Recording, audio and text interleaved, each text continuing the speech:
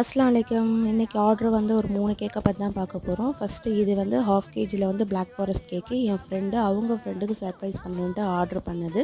Second cake வந்து strawberry கேக்கு. இது இன்னொரு ஃப்ரெண்டு வந்து அவங்க பையனோட செகண்ட் பர்த்டேக்காண்டி கஸ்டமைஸ் பண்ணி ஆர்டர் பண்ண கேக்கு. இது 1 கேஜில ஹைட்டா வேணும் அப்படின்னு சொன்னனால 6 இன்ச் டின்ல வந்து 2 டைம் பேக் பண்ணி எடுத்து ஃபுல்லா செட் பண்ணி எடுத்தாச்சு.